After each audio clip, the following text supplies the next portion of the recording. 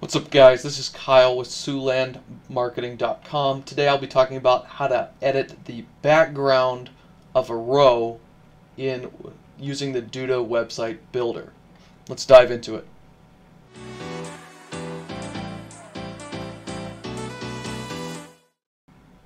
Alright guys, this is Kyle with SiouxlandMarketing.com. Today I want to talk to you about Duda's backgrounds. So how do you adjust and fine-tune the background of your website? When you build it with the Duda website builder, it's extremely easy to go in and develop the background of each and every row of the website. So you'll notice that these pages are all, or these rows are all pretty much for the most part white. How do we spice that up a little bit while not distracting from things? Alright, so let's just say we want to adjust this background here to be something other than white. How do we begin the process? So, I mean, it's always good to start with the foundational stuff before moving on to more advanced things. So let's go into row, and then we want to go into edit design. Now we're going to scroll down to background, and we're going to just choose whether, okay, what do we want the background to be? We can easily have it simply be a color, we can have it be an image, and we can even have it be a video. So right now we're on background color, so if we want to simply change the background color, we can change it to be something else. We can cover everything up. We can choose there to be nothing, like there just was, or we can go in down and select a different color. Alright. So, or we can go back into here and choose an image. We can make it a background slider by adding multiple images. So we can go in and add, let's find some images here. Let's go select this one, and this one. Okay, we're going to click done. And now this is a slider.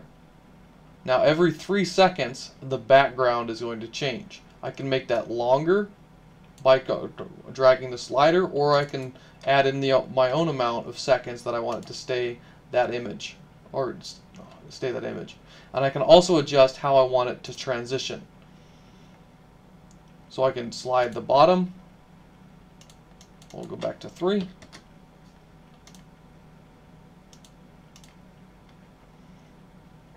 And then notice how it'll scroll upward.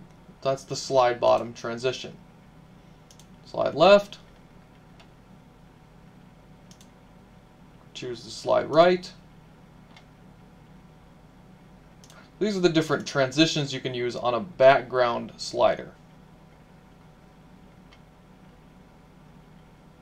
Or we can use a video. Now, you can pull in videos from YouTube, Vimeo, or Dailymotion simply by using their URL. This keeps it so then the video doesn't have to be hosted on Duda, which takes a lot of space, but rather can be hosted on a native video platform.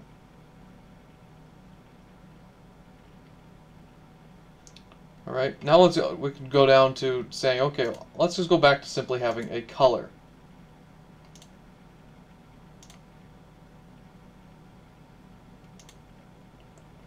Let's go into here and delete our images. And then we'll go back to having just a color.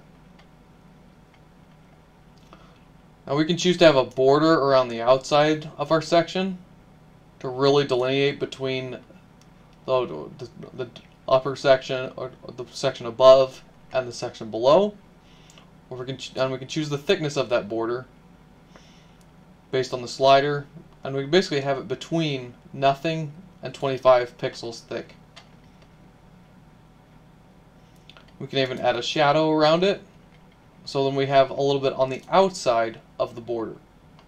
Notice how the border changes slightly.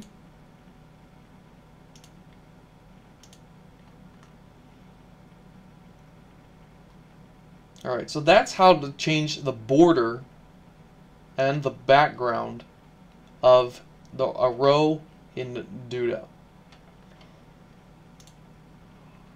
Now, the main thing is making sure that your background is fitting and displays properly the initial, or the stuff you want your clients to see. I mean, I can come up with all sorts of official terms for it, but really that's what it's going to be, right? You want this background to really be definitionally the background.